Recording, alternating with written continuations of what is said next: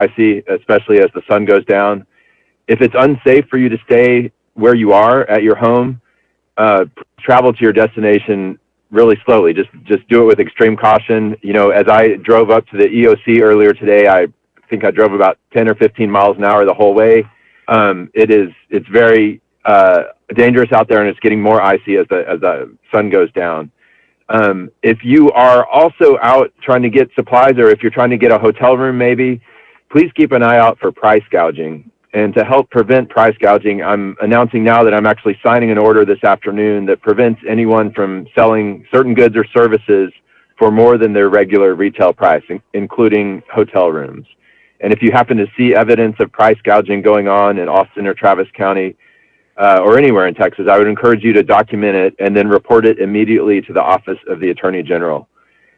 This order also says that local businesses like office towers or sports facilities need to turn off their exterior lights and quit using electricity if those lights or functions aren't related to essential services. But overall, just know, you know, it's been very hard these last few days. I completely understand that. But we're going to get through this together, and, you know, do what you can, stay safe, stay warm, and we'll get through this together. I'm going to pass it now over to Mayor Adler. Thank you very much.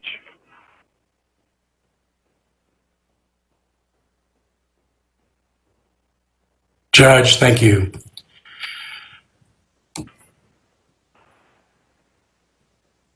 We want to thank our community for everything that the community is doing to deal with this challenge, everything you've been doing to help one another. We know this is a critical weather event that's impacted all of us in different ways in one way or another. The forecast for tonight calls for additional severe weather, and we're urging residents to remain at home as much as possible during these severe weather to keep the roadways cleared for first responders and those that are seeking shelter. Please only call 911 if you have a life-threatening emergency so those that do can get through. You know, as we have seen over the last couple of days, temperatures continue to be below freezing. And we do not anticipate that condition is going to change anytime soon. We're doing everything we can to keep the community as safe as possible while staying warm. So this afternoon, we're going to provide a few updates and make a few asks. If you can shelter in place, we're asking that you do so. If you can't, then we ask that you make that decision now and start getting to a place before it gets to be dark, because driving and walking become more dangerous in the evening when there's no light. For those that have power and water, please check on your neighbors or your friends. If you can provide shelter to them, we ask that you practice the following: wear your masks, wash your hands, try to maintain social distancing. Everyone, please do what you can to reduce your energy consumption. And this includes our businesses. As Judge Brown just talked about, we are putting out an urgent plea to businesses to reduce their power consumption, just as we're asking people in residences. Here's the key phrase for me this afternoon. If you have power, please try to live almost like you don't. If you have heat, run it low, run it lower. If you have lights, try just to use the light you need at that moment. If you have power, maybe you'll take a turn using flashlights or a candle. The more we can conserve, the greater the chance that Austin Energy might be able to satisfy whatever load reduction the state is requiring in an increasing way with conservation, rather than with outages. And there are no promises, because we can't control the state or ERCOT or what it's going to require of us. But it may very well give Austin Energy increased flexibility. Any measure that can be taken by homes with power or commercial businesses to reduce their power usage could be a step closer to returning power to homes in our community. Turn off the lights you can, lower the thermostat, lower. We need everyone to help conserve energy. I want to thank everybody in the community for your offers of aid. The harsh weather conditions are creating unprecedented need for shelter and food and clothing and other essentials in our community. Community groups are mobilizing to support this effort. Again, I refer you to the Austin Area Urban League, AAUL.org. They've launched an emergency donation drive called hashtag Love Thy Neighbor TX campaign. They're accepting monetary donations. I know that the Emergency Operating Command and APH are developing a website for volunteers to be able to sign up for helping to staff shelters, and I hope that that's available here shortly. Folks with four-wheel drives that are able to move people around, there's be an opportunity for you to be able to volunteer those services too. With so many cold and without power, people in danger, and everybody is frustrated, including everybody on this press conference, including me. The Electric Reliability Council of Texas, ERCOT, ultimately has to explain how millions of Texans are without power. Rolling outages are just not that. There's got to be systemic changes. This condition is happening every 10 years, and we've got to come up with a better plan. But for now, let's focus on the immediate emergency and challenge in front of us. I heard rumors this afternoon questioning whether or not we would, the situation at this point was endangering our water supply, whether we'd be facing a water boil. I checked with Austin Energy. They said that's not the case. That's happening elsewhere in Texas, but not here. And now I want to turn it over to Jackie Sargent, the Austin Energy General Manager. Thank you, Mayor Adler. Good afternoon. As the General Manager for Austin Energy, I want to speak to our customers. We hear you. We know that this situation is challenging and is creating life and safety issues, especially for those of you experiencing prolonged and sustained outages. We are working in concert and under the direction of ERCOT to support and maintain the stability of the electric grid. If the electric grid becomes compromised, the issue will become even more dire. So until this weather event clears and more generating units across the state are able to come online, there will not be enough capacity to meet all energy customer demand. ERCOT has indicated that this energy emergency will continue until the grid is stabilized and there is more generating capacity available to meet our statewide customer demand. Right now, and today and over the night, we've been working around the clock. We have reached out and been working with our large customers to get them to power down their facilities and start their backup generation. ERCOT conditions have improved somewhat during the day, going up and then back down. However, the combination of these two factors is allowing us to start restoring some of our customers' service. We have to do this work very deliberately and in a measured fashion to restore circuits to energize customers slowly so that we can avoid overloading these circuits and having them trip right back off. You can help us. Turn off your devices and appliances. Unplug things. Because if all of this energy consuming equipment, devices are plugged in and we energize the circuit, there's a surge. And that creates problems for us. It's a term called cold load pickup. These loads have been out. Places are cold. We're also having issues with our infrastructure. Our assets, our substation breakers, have been cold too. They're exposed to the elements. Heat strips that normally would keep parts warm to assist with operation have been without power. Structures that are exposed to the elements have had ice form on them. Our crews are having to manually go through these circuits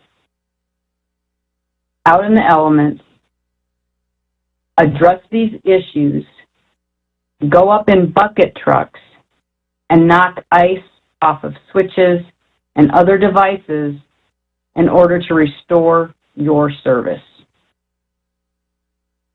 These outages are statewide. They've affected customers across the state and across our service territory. There's not one area of our service territory that has been more impacted than others. So while these outages have affected circuits across the entire system, there are circuits that have critical load, as I discussed yesterday. Things like hospitals, fire stations, service centers like control centers, 911 operations, and the such. These loads are excluded for now from power outages. As demand increases and the potential for the supply to not be there, we may get to the stage where we're tapping into additional circuits. As the mayor said, the situation is critical, and we need your help. We are working hard to support our customers, and we are so frustrated by this entire situation, and the team is working tirelessly around the clock to meet your needs. Thank you for coming together. Thank you for supporting your neighbors. Together we will get through this. We understand the great hardship that this is creating for you, and we look forward to resolving this situation as the weather clears and the ERCOT system stabilizes. Thank you, Mayor.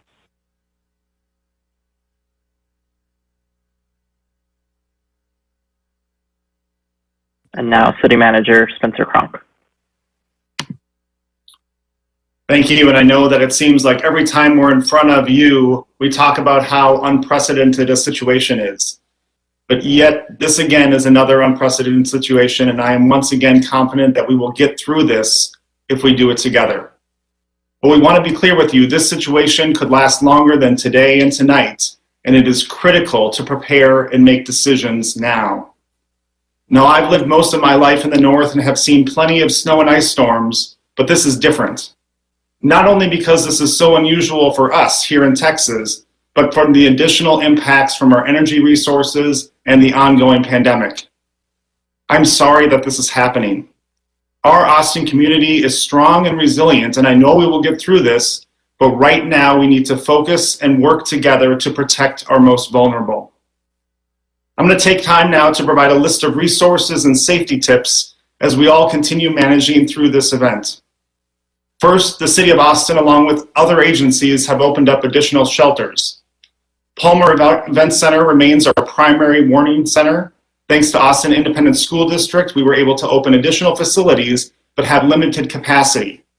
These sites are intended for our most vulnerable populations, especially those who have medical devices that need power to operate. Individuals can report directly to these facilities at Palmer Event Center at 900 Barton Springs Road, Mendez Middle School at 5106 Village Square Drive, and Northeast Early College High School at 7104 Berkman Drive.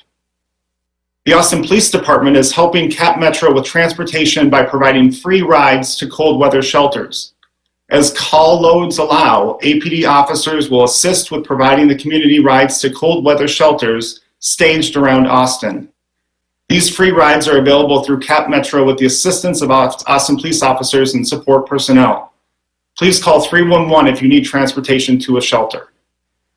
Again, if you must leave to seek shelter, then do so safely. Take your time, keep your family, friends, and neighbors informed of your circumstances. To make sure that you arrive safely, be sure to dress in layers, bring extra blankets, phone chargers, water, and snacks. But if you choose to stay at home and do not have power, keep these things in mind. Do not use gas stoves and ovens to heat your home. Be aware of carbon monoxide.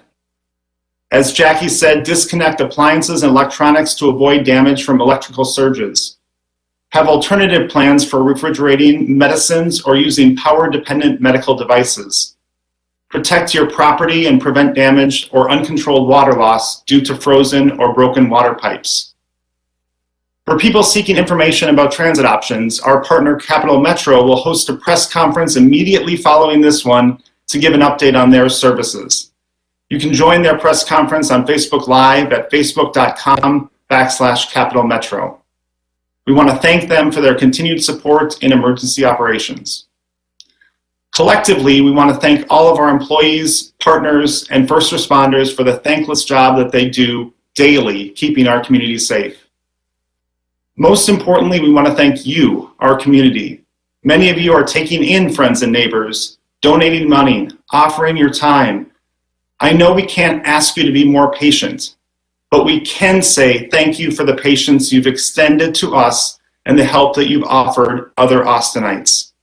We will continue monitoring the situation continuously and will provide key updates along the way. And with that, I'll pass it back to Matt. Thank you very much.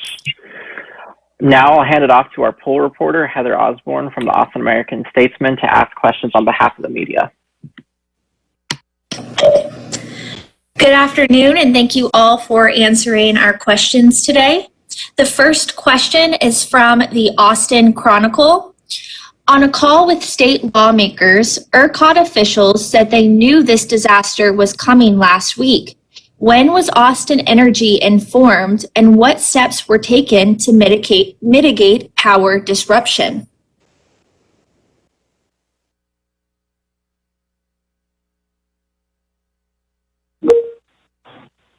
Austin Energy was monitoring this weather event from the start and throughout.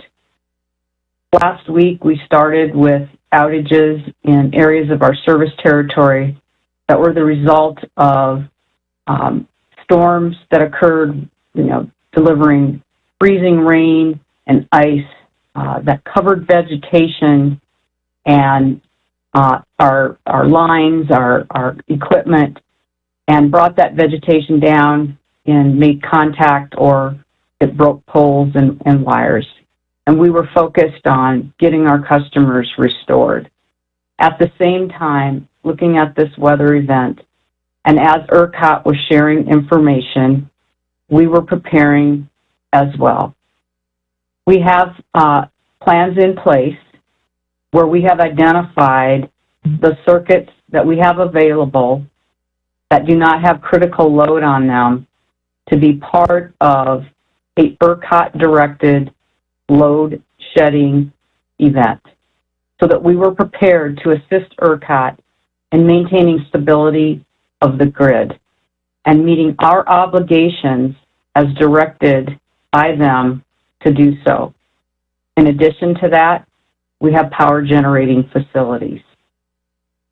This fall, in our maintenance, we went through and we weatherized and we checked the equipment and the measures that we have taken, such as wrapping lines with heat tracing and those circuits, to make sure that they were all available and would be ready in a storm event. This event is unprecedented for Texas. In the past, when we had an issue in 2011, it blew through. Did not cover the entire ERCOT footprint. This storm has come in.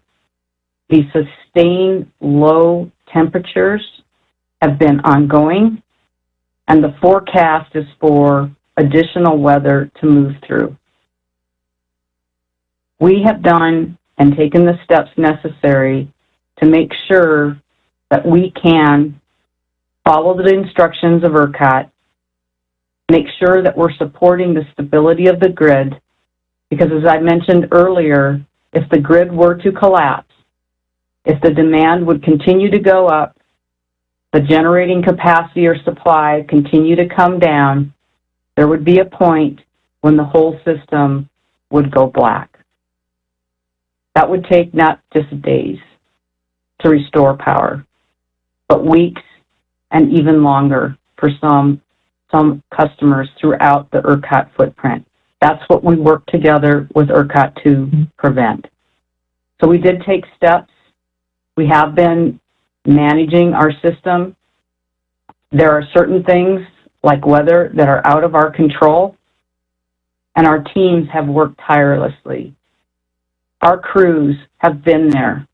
Our people in our control centers, our people at our power plants, our call handling people have all been working together around the clock to try to do everything we can to restore power to our customers.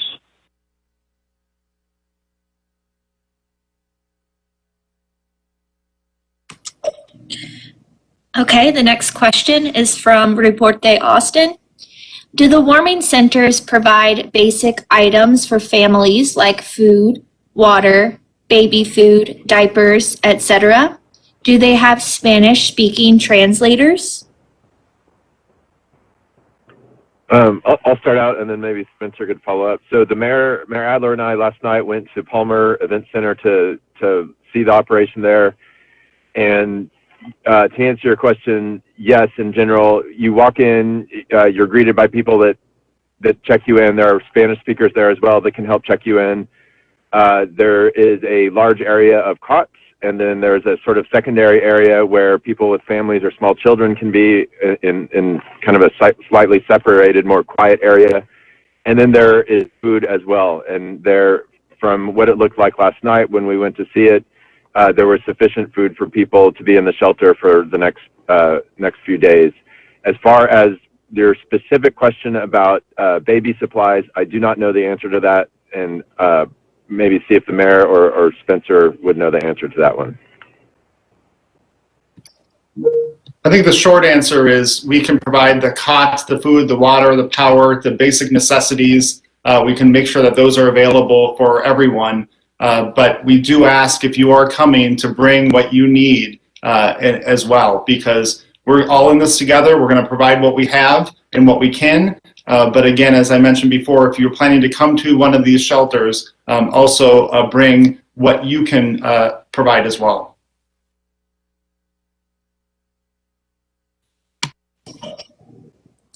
The next question is from the Austin American-Statesman. Austin Energy is reaching out to customers who are medically vulnerable. How many of them has Austin Energy failed to make contact with? Our customers who fall into that category of medically vulnerable register with us. So the customers that we have that are on that registry are ones that we have contact information for. If customers are not registered, if they don't sign up for that, we don't know that they have those situations. So we have plans. There is a backup phone number. So if we reach out to those customers and we can't reach them, there's an alternate phone number that we're able to reach out to. We know where those customers are. We know if they've been impacted by these outages. And if so, all of them have been reached out to.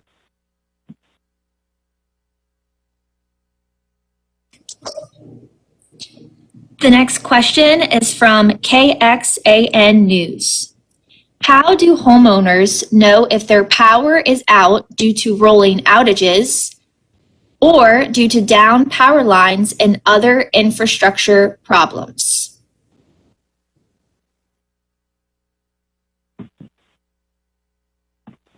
So currently, circuits are out that are down and have been taken out intentionally to respond to ERCOT. Within those circuits, there may be areas that have had damage from storms, from the tree branches, from other impacts. So if the circuits are de-energized and no current's flowing, we don't know if there is damage on the circuit. So as we try to energize those circuits, they may trip back out, and that's why we have people in the field to patrol them. If that's the case, the crews are ready and in standby mode to take care of those issues as quickly as possible to restore power. There is not a way to tell for sure if circuits are impacted by both of these events, and it becomes part of the restoration process that we do. But please know that we're staging and having people patrolling lines, and if we are finding vegetation or such things that are visible, not everything is accessible or visible to us easily, then the crews are making those repairs as we're waiting for the opportunity to restore lines. So we're not sitting there just waiting for the ability to turn those circuits back on. We're working together and jointly so that when we can turn the circuits back on, we can remove those instances.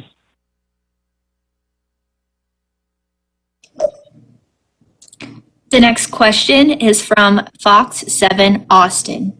How did we get here? Is this a wind turbine or natural gas issue? This is a confluence of a number of different issues. When ERCOT does planning for the system and they release their study reports, they look at, is there a extreme event? Is there a normal event? Is there a mild event? And do we have the resources across the ERCOT footprint to serve the needs of the customers? They did those studies.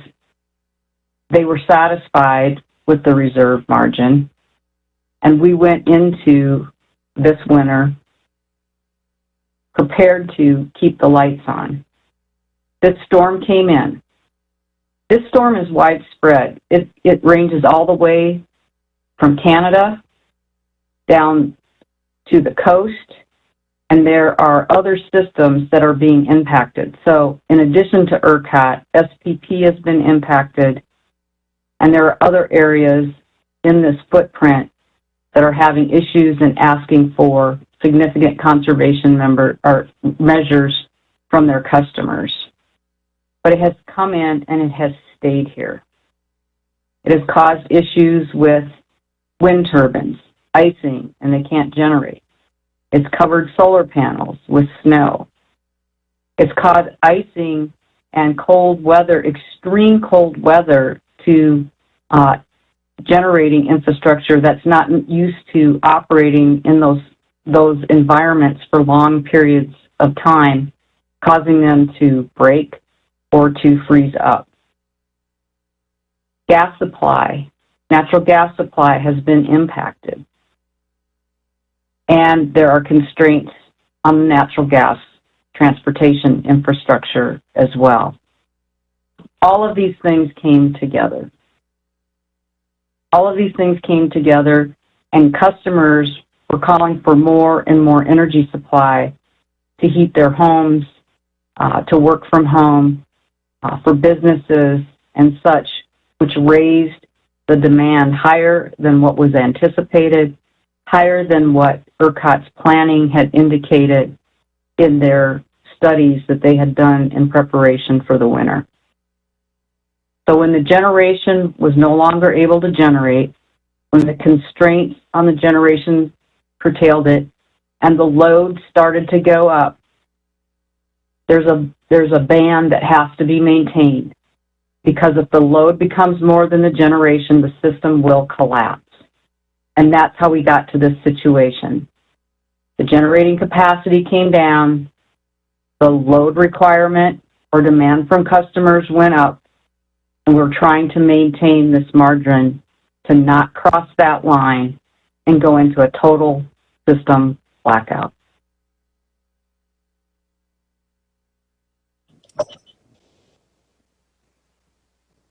The next question is from, go ahead, Judge Brown. Sorry, having some trouble with the mute there. But I think, it's a good question also to reflect on how do we not end up here again. And I think, obviously, there's serious problems at a statewide level of amount of energy in crises, whether, right now it's a cold emergency, but, this has happened when in the summertime too, just to various degrees. So I think we need to look at what will make this not happen again. And from a personal perspective and other people who I know who have been without power for equal times to what I've been, 30 hours, 36 hours, something like that. I think 38 hours now. It's extremely frustrating, and it seems ridiculous that we could be here and that there are people that have to sit in their homes, for this period of time. And obviously we are encouraging people to go to a warming center if they need to get a hotel, and hopefully the hotel will not charge exorbitant prices, and if they do, to please report it. But overall, it's extraordinarily frustrating and just ridiculous that people are having to sit in their homes for this period of time without power.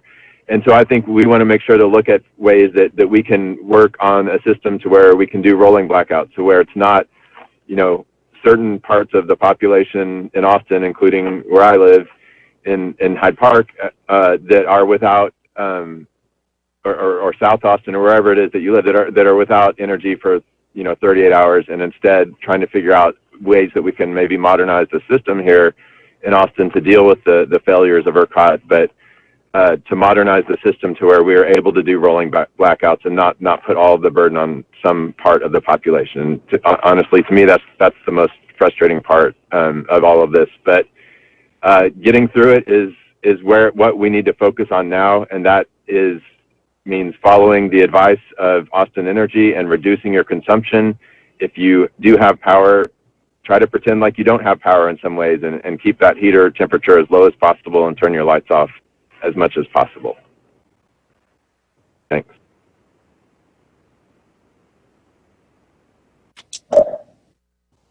Okay, the next question is from Community Impact Newspaper. Could you provide an update on the city's ongoing work to make roads passable? When do you expect road conditions to improve, and what is the city doing to make travel conditions better?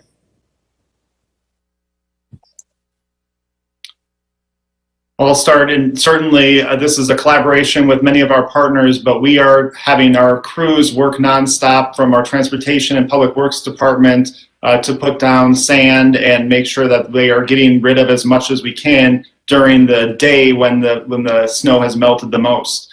I will just note that it is going to get worse tonight. We know that the forecast is predicting freezing rain from 1/10 of an inch to 1/4 of an inch. And so even the work that we've done to date and prepping for this event tonight, it will be very slick in the morning. And so we can't urge enough for people to not leave home unless they need to or it's absolutely necessary. It's really critical that you stay off the roads because it will be so slick tomorrow.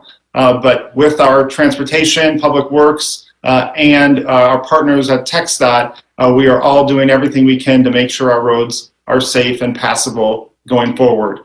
I will generally say, even though it's going to warm up on Thursday, potentially above freezing is currently the prediction, we won't likely see this snow melt until the weekend. And so again, for the next several days, the road conditions will be very challenging. Yeah, I just want to add on to that the collaboration at the Emergency Operations Center between the city and the county on doing everything possible to improve the roads is wonderful. There's a woman named Molly who's running that department for the city that every time that somebody has come, for example, with a need to get a natural gas or a propane gas truck to a community or to de-ice ways to get into hospitals. She and her department have absolutely done everything that they can to make that happen, to keep this community safe. And so I've just been really impressed with the collaboration between the city and the county at doing everything that we can in a city where we don't normally have this sort of thing. We don't have quite the infrastructure that, Denver, Colorado might have for snow, but with what we have, I think the city and the county have been doing really good collaboration and trying to get to the most urgent areas as needed very well. And I would just conclude with reminding people what was said earlier. If you're going to travel, try to do it before the sun goes down, because it gets more dangerous when it gets dark. We're not used to driving in these conditions here. If you are out, drive slowly. Probably the most important thing you could do is just go real slow. The next question is from Univision. What are your recommendations for people who have COVID-19 that are without electricity and can't afford a high hotel bill? That is a perfect situation to call 311, get transportation to one of our isolation facilities. And so they would not be going to a center that we've described for the general population, but we do have resources for our community that are either COVID positive or experiencing symptoms, and we do have capacity there. So absolutely make sure that that is available, and calling 311 is your first stop on doing so. All advice we give would apply here too. If you have COVID, please make sure that you minimize your contact around other people. Wear your mask, try the best you possibly can to isolate. One of the elements of this perfect storm is not only the loss of power, not only the weather, but it's happening in the middle of COVID. We're watching numbers that are going down in our community, which when this thaws is going to give us greater ability to keep schools open and to reopen businesses. We can't lose sight of the fact that we're in the middle of a pandemic here. So we urge everybody, if you're not feeling well, try not to be around other people. Sí, y para Univision, si tiene COVID-19 o tiene síntomas de COVID-19 y necesita un lugar caliente o con calor, con calefacción para estar esta noche, llame 311 si estás dentro de la ciudad. Y como dijo Spencer Cronk, si hay lugares donde se puede quedar aunque tiene COVID-19, que la ciudad de Austin tiene lugares especialmente para personas que son positivas con COVID-19. Gracias. The next question is from CBS Austin.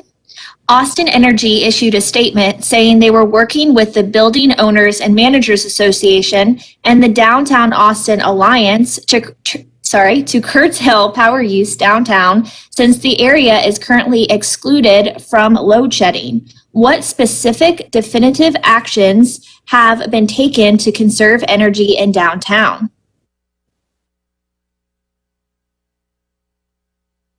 So reaching out to our partners downtown, they are looking at reducing their consumption by turning off lights, by using only that electricity that is necessary for their operations.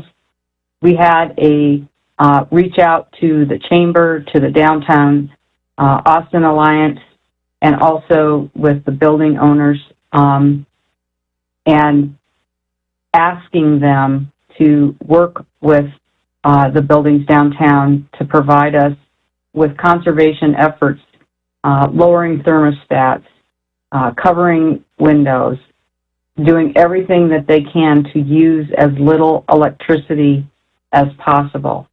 And I appreciate the support of those associations, and I appreciate the partnerships that we have as we try to work through this together.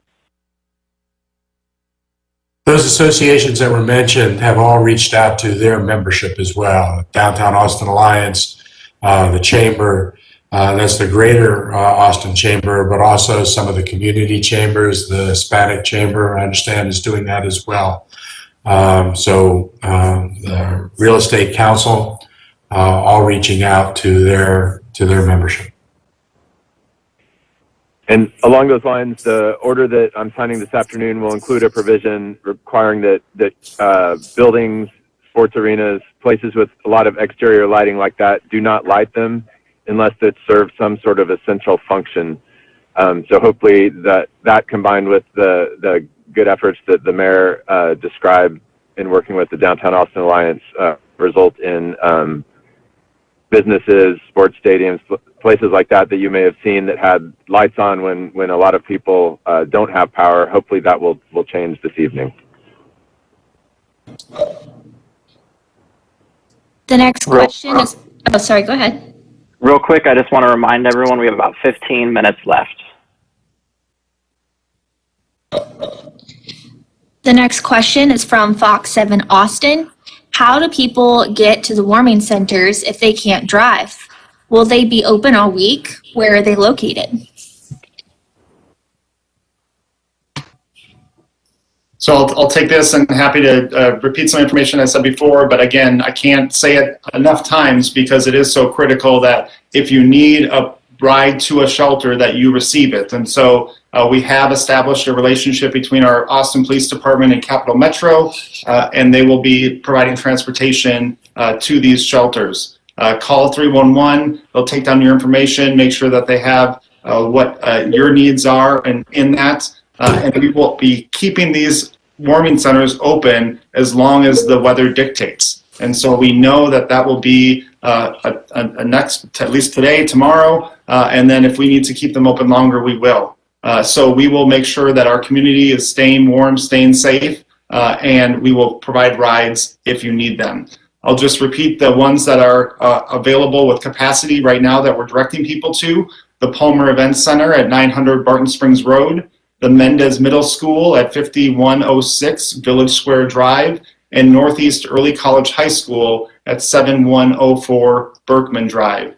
There may be others in your community. I've seen incredible examples of neighborhood associations, groups, faith-based communities coming together to offer services or places of respite for their neighbors. And so there may be other opportunities and options that you could explore if your neighborhood is also pursuing that. So this is certainly not an exhaustive list. I've heard of countless ways in which people are helping out each other. And so I just mentioned that we continue to open other centers if we have available resources. And when they become available, we will make sure that the public is aware. Spencer, to that end, one organization that is giving rides is the Austin Disaster Relief Network. Austin Disaster Relief Network, that I also appreciate, is helping to volunteer at some of the shelters. When Judge Brown and I were at Palmer last night, they were also there. But their phone number is 512-825-8211. Thanks, Mayor. The next question is from KVUE. Can you please discuss water? We are hearing that there are plans to disrupt services because of a concern of ruptured pipes.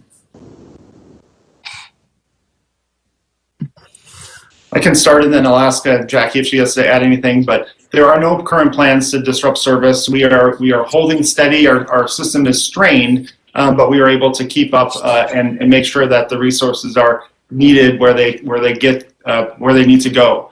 So we will continue to monitor the situation carefully. If anything changes, we will inform the public as soon as possible, but we are able to continue to provide the services to our community. We mentioned some tips to ensure that you are not experiencing a water freeze issue within your home. And so Austin Water has been pushing that information out. But whether you're having a slow drip on outdoor faucets or just making sure that you're running them in frequent batches, but we have not seen any reports of system water main breaks at this time. But again, we'll keep this community informed if that changes. We're on our last. To that, Spencer? This is Jackie Sargent. The water treatment facilities and water plants are part of the critical loads that are on the circuits that we keep energized, because we know that water is critical and that our residents need to have access to that. So we work in concert with Austin Water to ensure that we can keep their facilities energized so that they can provide you with clean water.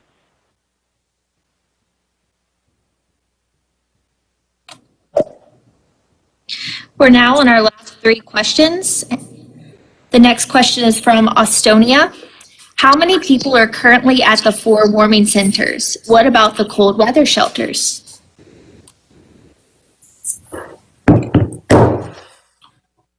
I don't have a current census of that. We can get back to you after this call to make sure that you have the current information. There were hundreds of people at the Palmer recently, but in some centers are at capacity, and that's why we're not promoting them, because they are already at capacity. And so we do have additional centers that are out there, but they have been at capacity. The ones that we have listed have additional capacity. We continue to stress, if you don't think that you need to use this service, we really want to make sure that only those that are most vulnerable in our community are taking advantage of this. So if you can hunker down in your house, do so, and do so safely, because these services really need to be reserved for our most vulnerable populations. But the specific capacity question, we can get to you after this call. I just got texted it now, so Givens has 65, the Northwest Center has 65, Ditmar has 61, and Palmer has 351.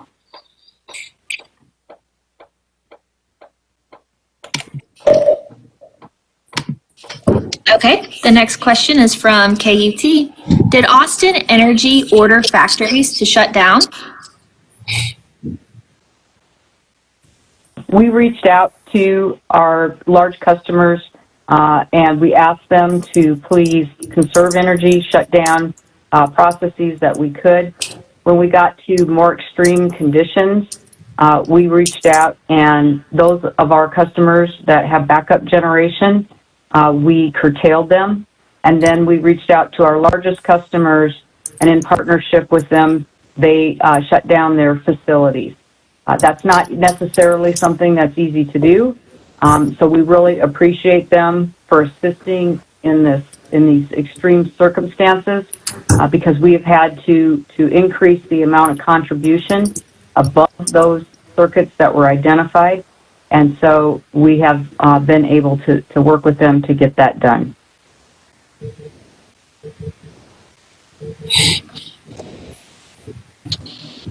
The last question is from the Daily Texan. A clarification on Ms. Sargent's comments saying Austin may tap into additional circuits, but is now, in quotes, for now, but is not, I'm sorry, for now. Do you mean these critical load areas like hospitals, fire stations, etc., will be tapped into if the situation worsens? Only as an absolute last resort. I cannot guarantee that we will not get to that stage. I am, hoping that won't happen, but I don't want to create a false sense of security, because there is the potential that the entire grid will go down. And if that were to occur, we would not be able to keep those circuits energized. The ERCOT operator would shut down the system. And I believe I was speaking more to the facilities that we have on the downtown network.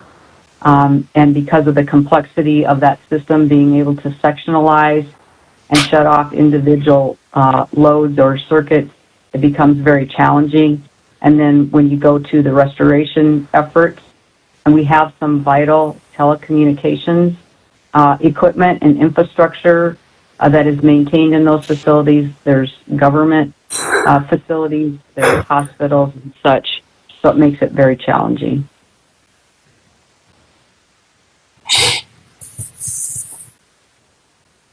Thank you very much, Heather. Thank you everyone else for joining today. This concludes our press conference. As a reminder for everyone, please stay weather aware and emergency prepared by continuing to follow the city and county for updates on our social media channels. Also, immediately following this, our partner Capital Metro will be hosting a press conference to give updates on their services. Again, if you need access to emergency transportation to one of the cold weather shelters, please call 311 to get more information on how to do this. You can view Capital